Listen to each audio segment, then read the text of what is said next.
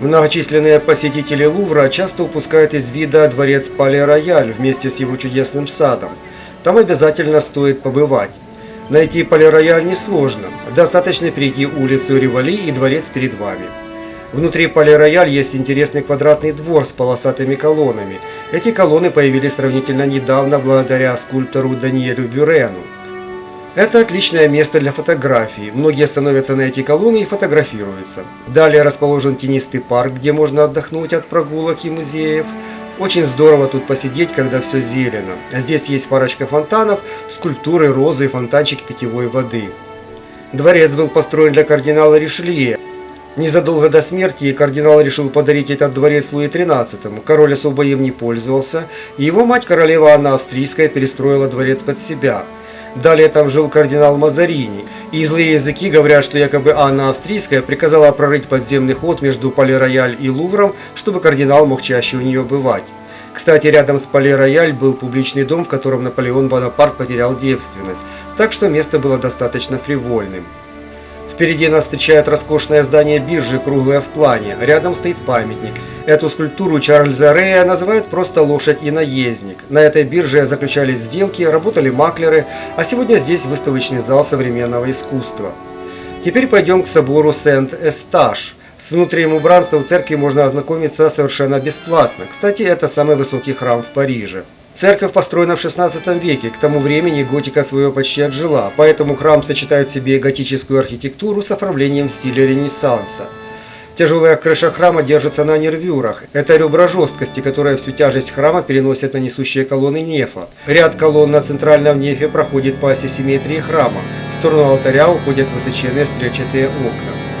Для освещения храма нужно было много света, поэтому в готических соборах делали много витражей. Из-за того, что в стену вставляли цветные стекла, стена ослаблялась.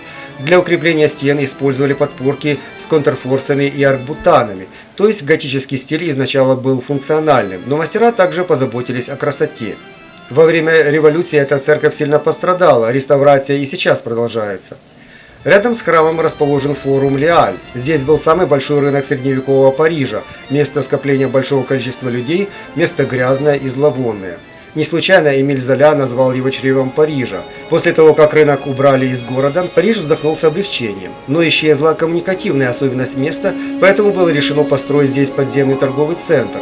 Сейчас здесь под землей находится 3 станции пригородных электричек, 5 станций метро, также большое количество магазинов, несколько отелей, кинотеатр, бассейн, футбольное поле и так далее. Тут можно всю жизнь прожить, вообще не поднимаясь на поверхность. Если туристам захочется где-нибудь присесть, тут есть хорошее кондиционированное помещение. Можно поесть, отдохнуть, что-то купить. По Парижу очень приятно гулять. Дома на улицах светлые и красивые. Можно бесконечно бродить по городу, впитывая его неповторимый шарм. В Париже во многих местах можно увидеть велосипеды, которые можно взять на прокат. Если у вас есть пластиковая карточка, то вы сможете ими пользоваться. Возвращаясь назад, возле дворца Пале-Рояль видим здание театра Комедии Франсез. Это единственный во Франции репертуарный театр, финансируемый правительством. Он основан в 1680 году декретом короля Людовика XIV.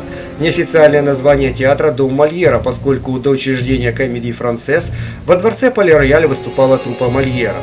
Комедий Франсез завоевал славу крупнейшего театра Франции. Вот мы снова подошли к Лувру, и рядом с ним большущий общественный парк сад Тюильри. В 15 веке здесь за стенами Луврской крепости была окраина города. Там добывали глину для производства черепицы, по-французски тюиль, отсюда название Тюильри. Первый парк здесь начали разбивать в 1561 году по приказанию Екатерины Медичи, пожелавшей новый загородный дворец. Для прогулок и развлечения королевы рядом со дворцом разбили сад. Парк Медичи просуществовал до конца 16 века и был уничтожен во время религиозных войн. Генрих IV восстановил парк, приведя его в соответствие со вкусом эпохи. Спустя 100 лет по приказу Людовика XIV садовник Ленотер перепланировал парк для короля Солнца. Из парка выходим на площадь Согласия, центральную площадь Парижа. Ранее площадь носила имя короля Людовика XV. После свержения монархии она сначала называлась площадью революции, а современное название получила в 1795 году в знак примирения сословий. После установки на площади обелиска из Луксора нужно было придать ей законченный вид. И вот 1 мая 1840 года с обеих сторон появились фонтаны, уменьшенные копии римских фонтанов с площади Святого Петра. Один из них получил название «Фонтан четырех рек», а второй «Фонтан морей». У Елисейских полей проходим мимо Малого дворца, который построили ко Всемирной выставке, проходившей в Париже в 1990 году. Тогда он был выставочным павильоном. Сейчас тут находится городской музей изящных искусств с коллекциями греческого, римского и египетского искусства, предметами эпохи Средневековья и Ренессанса. В сквере Малого дворца мы видим скульптуру Джеффа Кунса «Букет тюльпанов». Скульптура посвящена памяти жертв терактов в Париже в ноябре 2015 года. И вот перед нами мост Александра III, одноарочный мост через Сену между домом-инвалидом и Елисейскими полями. Общая длина моста составляет 160 метров, ширина около 33 метров. Высота сооружения не превышает 6 метров, чтобы не заслонять панораму Елисейских полей. В 1096 году мост был заложен императором Николаем II в вознаменование Франко-Русского союза и назван в честь его отца, императора Александра III. Мост возведен за 4 года и открылся как раз накануне Всемирной выставки 1900 года. По сторонам от въезда на мост возвышаются 17-метровые фонарные столбы, над которыми парят бронзовые фигуры, символизирующие науку, искусство, промышленность и сражения. Сходим с моста и видим дом инвалидов. Его строительство было начато по приказу Людовика XIV. Это был один из первых инвалидных домов для военных в Европе. Грандиозный собор Дома инвалидов имеет особое значение. Здесь в саркофаге находятся останки великого Наполеона Бонапарта. Главным его достижением является разгром русских армий при Аустерлице, Фридланде и Бородино. Лишь только за это покойный император достоин восхищения. Подходим к Марсовому полю со знаменитой Эйфелевой башней. Эта металлическая конструкция – самая узнаваемая достопримечательность Парижа. Она названа в честь главного конструктора Гюстава Эйфеля. Сам же Эйфель называл ее просто 300-метровой башней. Ставшая символом Парижа, башня была построена в 1889 году и задумывалась как временное сооружение для Парижской всемирной выставки того же года. Утонченные парижане сначала негативно ее восприняли. Зато теперь Эйфелева башня – самая посещаемая и самая фотографируемая достопримечательность мира. У подножия башни собирается так много посетителей, что они вытоптали всю траву на Марсовом поле. Конструкторы во главе с Эйфелем очень удачно ее спроектировали. Башня получилась одновременно красивой, легкой и прочной.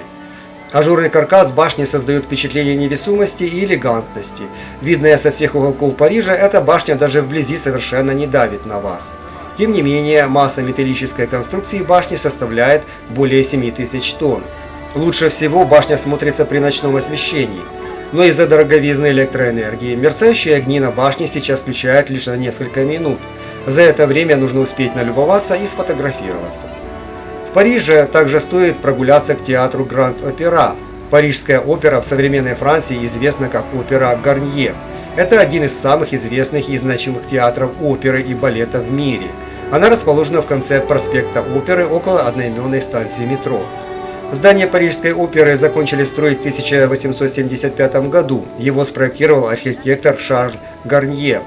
Работы по возведению оперы длились 15 лет с многочисленными перерывами из-за войны, затем из-за падения имперского режима и Парижской коммуны. Затраты на завершение работ составили 36 миллионов франков золотом, но все равно оставались недоделанные места, которые так и не были закончены. В 2000 году главный фасад оперы был полностью восстановлен, он заново обрел первоначальную многоцветность, а статуи по золоту. Хочу обратить внимание туристов, что с обратной стороны Гранд-Опера на бульваре Осман расположена галерея Лафайет. Это один из самых дорогих торговых центров страны, однако с относительно дешевым общепитом. Внутри магазины знаменитых торговых марок и ведущих домов мод мира. Главная достопримечательность здания – прекрасный купол из стекла работы знаменитого мастера Жака Грюбера.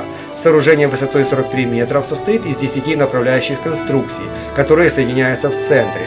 Конструкции выполнены в виде мозаичных витражей ярких цветов. Самое главное, что по эскалаторам этого комплекса можно подняться на открытую смотровую площадку, расположенную на 7-м этаже здания.